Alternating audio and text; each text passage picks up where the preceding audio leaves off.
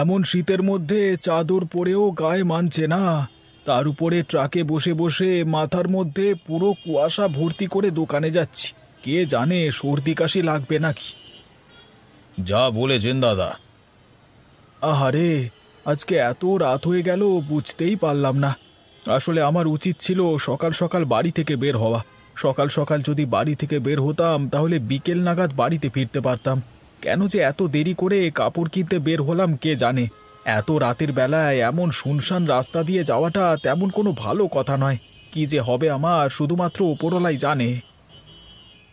আরে দাদা, এত ভয় পাচ্ছেন কেন? ভয় পাওয়ার কিছুই নেই, চুপচাপ বসে থাকুন, সব ঠিক হয়ে যাবে। আমি তো আপনার সাথে আছি নাকি? হ্যাঁ, তা তো আছো ভাই। তবে যদি ডাকাত আসে তাহলে তো দলবল নিয়ে আসবে, কিংবা হাতে অস্ত্রশস্ত্র নিয়েও আসতে পারে। তখন কি আমরা দুজন মানুষ সেটা সামাল দিতে পারবো তুমি বলো? আরে এত চিন্তা করতে করতে বাড়ির কাছেই তো চলে আসলেন। এখন শান্ত হয়ে বসুন কেমন? আপনি পেছনে বসে বসে যদি এত ভয় পান, তাহলে সামনে বসে গাড়ি চালাতে আমার কেমন লাগে একটু ভাবুন তো। তাই বলছি, আর কথা বলবেন না দাদা। আর বেশি ভয় পেলে ওপরওয়ালাকে ডাকুন, তিনি আপনাকে সাহায্য করবেন। আচ্ছা আচ্ছা, আর কোনো কথা বলবো না। আমি চুপচাপ করেই বসে আছি, তুমি বরং সাবধানে গাড়ি চালাও, তাহলেই হবে।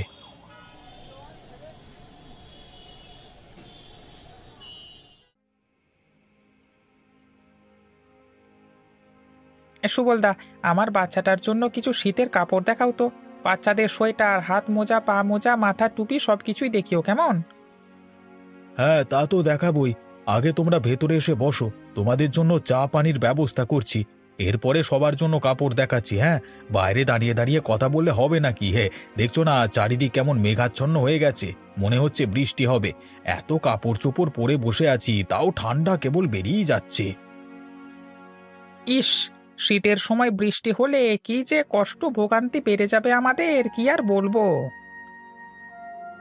তা তো ঠিকই। আচ্ছা সুবলদা, তোমার বাড়ির সবাই ভালো আছে তো? বৌদি আর তোমার ছেলে মেয়ে দুটো, আর এই শীতের মধ্যে তোমার বয়স্ক বাবা মা, তাদের কি খবর গো? সবাই ভালো আছে, তবে শীত আসলে বাবা মার কষ্টটা একটু বেড়ে যায়। উঠোনে যতক্ষণ রোদ থাকে তারা দুজন বুড়ো বুড়ি ততক্ষণ উঠানি বসে থাকে। তারপর বিকেলে সূর্য যখন অস্ত যায় তখন তারা দুজন ঘরে ঢোকে। এই তো এভাবেই দুজনের শীতের সময়টা কেটে যায়। তাছাড়া আমি আর কতক্ষণ বাবা মা সন্তানদের খবর রাখতে পারি বলো? বেশিরভাগ সময়টাই এই ব্যবসার কাজেই চলে যায়। এই বড় বাজার থেকে কাপড় কিনে আনো, এইখানে এনে বিক্রি করো, দিন রাত কোথা দিয়ে কিভাবে যে পার হয়ে যায় মাঝে মাঝে সেটাই ঠাউর করতে পারি না।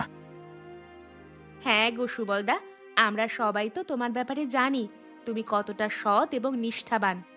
একদম শূন্য থেকে শুরু করে তিল তিল করে নিজের হাতে একা কঠোর পরিশ্রম করে আজকে বাজারের মধ্যে বিশাল একটা কাপড়ের দোকান তুমি দিয়েছো। সুলভ মূল্যে ভালো মানের কাপড় দূর দূরান্ত থেকে এনে আমাদের হাতের গোড়ায় পৌঁছে দিচ্ছ। এই দেখো না, প্রতি মঙ্গলবার এই বাজার বন্ধ থাকে, কিন্তু তারপরেও তোমার দোকান বন্ধ নেই। তুমি বিরতিহীনভাবে কাজ করতে থাকো। প্রতি মঙ্গলবার মানুষের বাড়ি বাড়ি গিয়ে হোম ডেলিভারি করে আসো। তোমাকে দেখে অনেক কিছু শেখার আছে। শুধু কি তাই, বয়স্ক বাবা মা অসুস্থ হলে ডাক্তার, হাসপাতাল থেকে শুরু করে সব কাজ নিজে একাই করো। আমরা এগিয়ে আসতে চাইলেও তুমি হাসি মুখে বিনয়ের সাথে আমাদেরকে না করে দাও, যাতে আমাদের কোনো কষ্ট না হয়। তুমি আসলেই অনেক সৎ আর সফল মানুষ। আরে হয়েছে হয়েছে, তোমরা আমাকে ভালোবাসো তো, তাই এমন বাড়িয়ে বাড়িয়ে বলছো। তা সুমিমা, তুমি আমার কাছ থেকে কি কি যেন কিনবে বলছিলে? সুন্দর সুন্দর সোয়েটার, হাত মোজা, পা মোজা, মাফলার, মাথার টুপি, আরো কি জানি বলছিলে। হ্যাঁ হ্যাঁ, এসব জিনিসের কথাই তো বলছিলাম। তোমার দোকান থেকে আজকে ব্যাগ ভরে কেনাকাটা করে নিয়ে তবেই বাড়ি ফিরবো। এরপর তোমাদের সবাইকে ভালো ভালো কাপড় দেখাবো। গতকালকে ভালো মানের শীতের কাপড় নিয়ে এসেছি, আর আজকেই তোমরা চলে এসেছো। সবার আগে ভালো ভালো কাপড়গুলো তাহলে তোমাদের কপালই আছে নিশ্চয়ই। একদম একদম।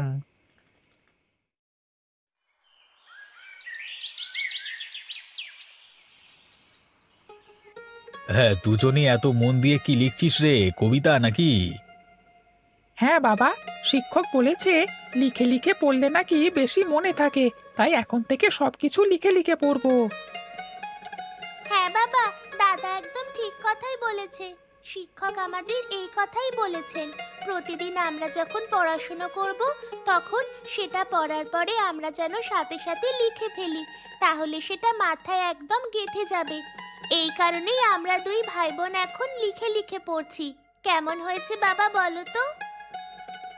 তোমাদের শিক্ষক যথার্থ বলেছেন। আমরা যখন ছোট ছিলাম আমাদের বাবা মায়েরা আমাদেরকে নিয়ম করে স্কুলে পড়াশোনা করাতে পারেনি। খুব একটা আর্থিক সচ্ছলতা আমাদের ছিল না, তাই কয়েক ক্লাস পর্যন্ত পড়বার পরে বাবা মা পড়াশোনা বন্ধ করে দিয়েছিলেন। তবে আমি সেটা কখনোই করব না রে। তোদের দুই ভাই বোন যতদূর ইচ্ছে তোরা পড়াশোনা করবি, আমার তরফ থেকে আমি সেটাই যথাসাধ্য পূরণ করবার চেষ্টা করব। হ্যাঁ গো, তুমি একদম ঠিক কথা বলেছ। বর্তমান সময়ে পড়াশুনো না করলে মানুষ নিজেকে মোটেও সমৃদ্ধ করতে পারে না। তাছাড়া যে কোনো কাজ করতে সর্বপ্রথম প্রয়োজন হয় পড়াশুনো এবং জ্ঞান। নির্দিষ্ট কাজের ওপর পড়াশুনো এবং যথার্থ জ্ঞানের অভাবে অনেক সময় সেই কাজে সফলতা অর্জন করা অনেকটা দুরূহ ব্যাপার হয়ে দাঁড়ায়।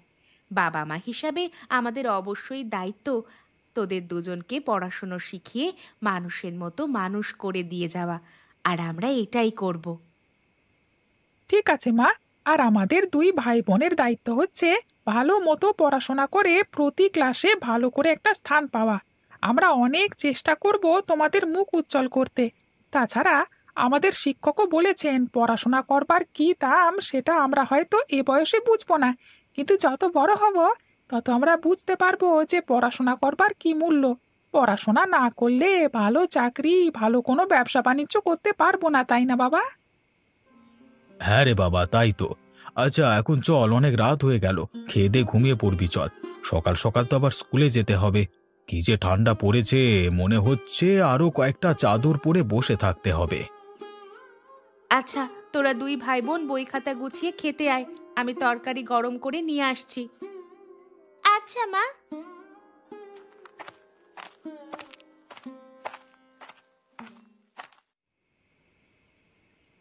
আরে সুবলদা, ঘরে আছো নাকি? আমরা কি আসতে পারি? হ্যাঁ হ্যাঁ, এসো এসো, ঘরে এসো, আমি ঘরেই আছি।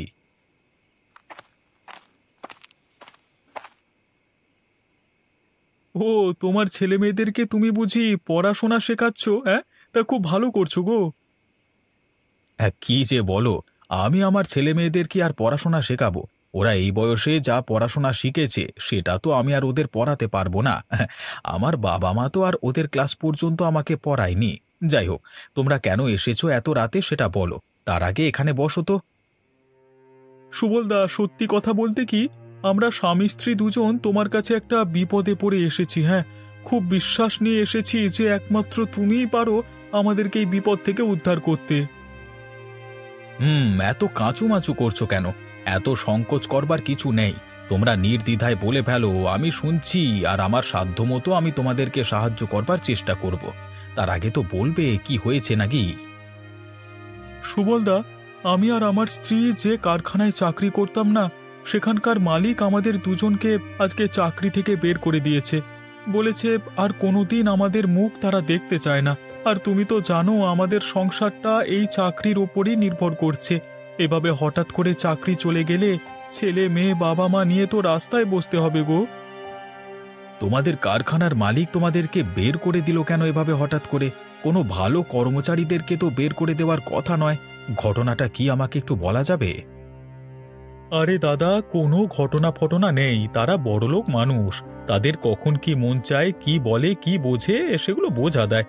হঠাৎ করে সকালবেলা এসে বলল আমাদের নামে নাকি কি বিচার নালিশ শুনেছে, তাই আমাদেরকে আর তার কারখানায় দেখতে চায় না, বের করে দিল। আর আমরা দুজন আর কোনো কথা বাড়াইনি, চলে এসেছি।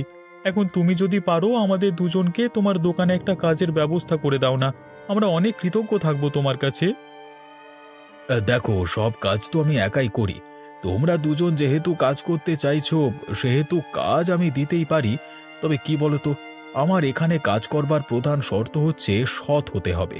টাকা পয়সা মাইনে যা চাইবে আমি তাই দেব, তবে এই ব্যবসাটাকে আমার নিজের মতো করে দেখতে হবে, মনে করতে হবে যে এটা তোমাদের নিজেদের ব্যবসা। তুমি তোমার নিজের ব্যবসা হলে কিভাবে সামলাতে, কিভাবে কাজ করতে, ঠিক সেটা ভেবেই কাজ করবে। পারবে তো? হ্যাঁ দাদা, পারবো পারবো। তোমাকে অসংখ্য ধন্যবাদ গো। তাহলে কালকে সকাল থেকে আমি আর আমার স্ত্রী তোমাদের ওখানে চলে আসব। তবে আমাদের কাজটা যদি নির্দিষ্ট করে বলে দিতে যে কি কি করতে হবে, তাহলে খুব ভালো হতো। তোমরা প্রধানত আমার দোকানের হিসেব নিকেশের ব্যাপারটা দেখবে। প্রতি সপ্তাহে আমাকে পাইকারি বাজারে যেতে হয়, সেখান থেকে লটে লটে কাপড় চোপড় কিনতে হয়। তাছাড়া আমি তো অনেক বছর ধরে ব্যবসা করছি, সবাই যেহেতু মোটামুটি আমাকে চেনে, তাই সবসময় তারা আমার কাছ থেকে নগদ টাকা নেয় না, মাঝে মাঝে বাকিতেও দিয়ে দেয়। কত টাকা বাকি রইল, কত টাকা তারা আমার কাছ থেকে পাবে, আমি কত টাকা দিয়েছি, আমার দোকানে কত টাকার বেচা বিক্রি হয়েছে, কে কত টাকার বকেয়া করেছে, সব কিছুর হিসেব তোমাদেরকে রাখতে হবে। যেহেতু তোমরা স্বামী স্ত্রী দুজন মিলে কাজটা করবে, আশা করি সহজ হয়ে যাবে। ঠিক আছে সুবলদা, তোমাকে অসংখ্য ধন্যবাদ গো। তোমার অনেক সময় নষ্ট করে ফেললাম, এখন আমরা আসি কেমন? হ্যাঁ হ্যাঁ, ঠিক আছে। কালকে সকাল সকাল দুজনে চলে এসো তাহলে, কেমন?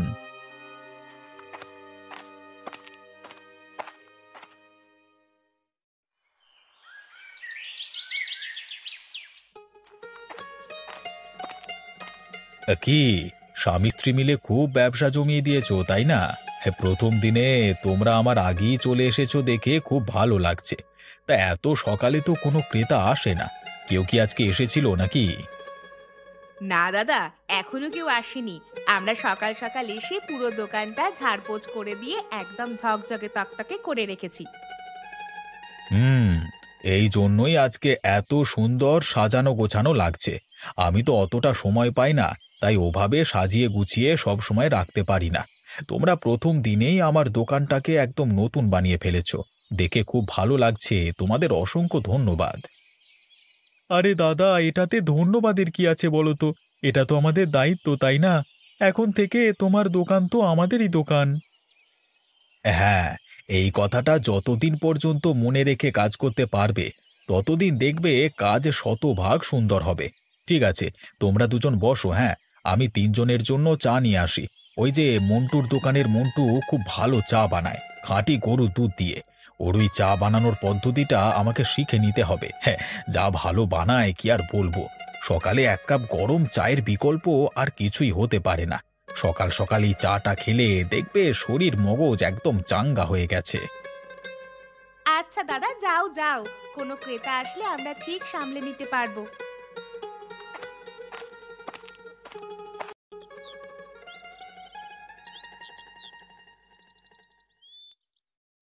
শোনো, তোমরা দুজন ভাত খেতে চলে যাও।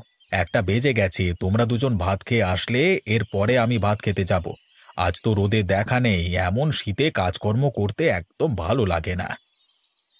হ্যাঁ দাদা, তুমি না একদম ঠিক বলেছ। আমারও না এই শীতে কাজকর্ম করতে একদম ভালো লাগে না, কিন্তু কি আর করব বলো? আমরা তো নিরুপায় মানুষ, তাই না? কাজ করে তো খেতেই হবে।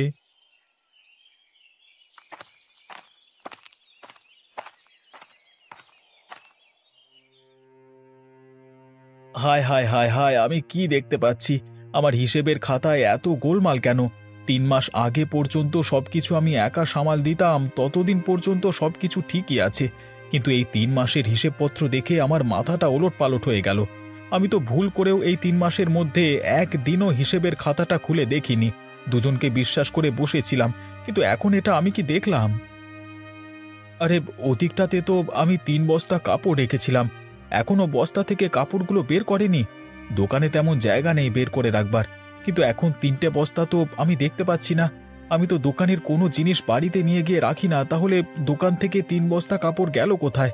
আসুক আজকে প্রবীর আর মলি, তারপর ওদিকে জিজ্ঞেস করব। ও, তোমরা দুজন এসে গেছো? আচ্ছা, তোমরা একটু বসো তো, তোমাদের সাথে আমার খুব জরুরি কথা আছে। তোমাদের দুজনকে অনেক বিশ্বাস করে আমি এই দোকানে চাকরি দিয়েছিলাম, কিন্তু তোমরা মনে হয় আমার সেই বিশ্বাসের মর্যাদা রাখতে পারোনি। এই 3 মাসে আমি কোনো দিন হিসেবের খাতা খুলিনি। আজকে কি যেন মনে করে খাতাটা খুললাম, আর সাথে সাথে এসব কি দেখলাম? আমাকে তোমরা একটু বুঝিয়ে বলো তো ব্যাপারটা কি? মানে সুবলদা, বলছিলাম আর কি, মানে তোমাদের আর কিছু বলতে হবে না। তোমরা মনে হয় আমার দোকানে আর চাকরি করতে পারবে না। আমি এই দিকে 3টে বস্তা রেখেছিলাম কাপড়ের। আমার দোকানে জায়গা হয় না বলে বস্তা খোলা হয়নি। সেই বস্তাগুলো আমি এখন দেখতে পাচ্ছি না। যাই হোক, এসব নিয়ে কথা বলতে আমার খুব লজ্জা লাগছে। তোমরা দুজন এখন এসো। আজকে পর্যন্ত তোমাদের যত টাকা মাইনে হয়েছে তত টাকা আমি দিয়ে দেব। এই নাও টাকা। আজকের পর থেকে আর আসতে হবে না। এখন আমি বুঝতে পারছি কারখানা থেকে তোমাদের স্বামী স্ত্রীকে কেন বের করে দিয়েছিল। আমার উচিত ছিল ব্যাপারটাকে খুব গুরুত্ব সহকারে বিবেচনা করে তোমাদেরকে আমার দোকানে চাকরি দেওয়া, কিন্তু সেটা আমি করিনি। সেটা আমার ভুল হয়েছিল। আসলে কি বলতো, মানুষ ভুল করে করেই জীবনে শেখে। মৃত্যুর আগে পর্যন্ত মানুষ ভুল করে আর শেখে। আমিও তার ব্যতিক্রম নই। যাই হোক, তোমরা ভালো থেকো, কেমন?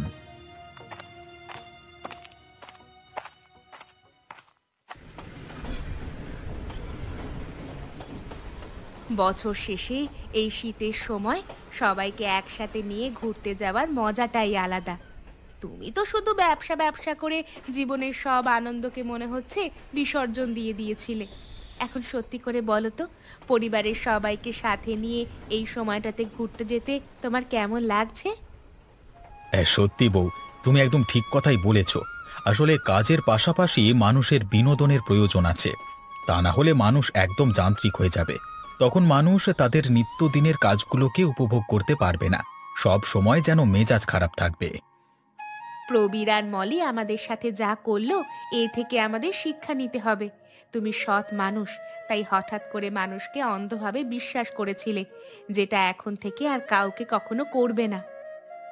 আমার স্ত্রী সন্তানেরা এভাবে যদি আমার পাশে থাকে, তাহলে কোনো বিপদ আমাকে কখনো স্পর্শ করতে পারবে না। একটা সুন্দর পরিবারে স্বয়ং বিধাতার সুদৃষ্টি থাকে। তোমরা সবাই এভাবেই আমার পাশে থেকো, তাহলে দেখবে শত বিপদেও আমি ঠিক উতরে যেতে পারবো তোমাদের কল্যাণে। এই বাদাম নেবেন নাকি? বাদাম, গরম গরম বাদাম মাত্র ভেজে এনেছি, সাথে আছে তাজা লবণ। লবণ দিয়ে মাখিয়ে বাদাম খেয়ে নিন। নেবেন নাকি বাদাম? আরে বাবা, দেখেছো ট্রেনের মধ্যে কেমন বাদামওয়ালা চলে এসেছে? আরে প্রবীর, তুমি তুমি এখন ট্রেনে ট্রেনে বাদাম বিক্রি করো নাকি? হ্যাঁ সুবলদা, আমি এখন ট্রেনে বাদাম বিক্রি করে চলি। আসলে আমি যে ভুল করেছি সে ভুলের জন্য তোমার সামনে আর মুখ দেখাতে পারিনি, তাই পরবর্তীতে তোমার সাথে আর দেখা করিনি। তুমি ভালো মানুষ, কিন্তু আমি তোমার সাথেও অন্যায় করেছিলাম। সত্যি কথা বলতে, কারখানা থেকে আমার এই ধরনের অন্যায়ের জন্য আমাকে আর আমার স্ত্রীকে বের করে দিয়েছিল। সেটা তোমার কাছে আমি লুকিয়েছিলাম। তারপর তোমার ওখানে গিয়েও আমি একই কাজ করেছি। আমি আসলেই সব কিছুর জন্য অনুতপ্ত। তখন আমার বিবেক কাজ করেনি, কাজ করেছিল আমার লোভ আর লালসা। আচ্ছা বাদ দাও, তুমি যেহেতু তোমার ভুল বুঝতে পেরেছো, তাহলে আমিও তোমাকে ক্ষমা করলাম। অন্যায় করবার পর অন্যায়কারী যদি ভুল বুঝতে পারে যে এটা সে অন্যায় করেছে এবং তার জন্য সে যদি অনুতপ্ত হয়, তাহলে স্বয়ং বিধাতাও তাকে মাফ করে দেয়। আর আমি তো সেখানে সামান্য মানুষ। আসলে সুবলদা, তুমি না অনেক ভালো মানুষ। হ্যাঁ হ্যাঁ প্রবীর কাকু, তুমি একদম ঠিক কথা বলেছ। আমার বাবা সত্যি অনেক ভালো বাবা, পৃথিবীর শ্রেষ্ঠ বাবা। এখন আমাদের সবাইকে গরম গরম বাদাম দাও তো। হ্যাঁ, সাথে ভাজা লবণও দিও।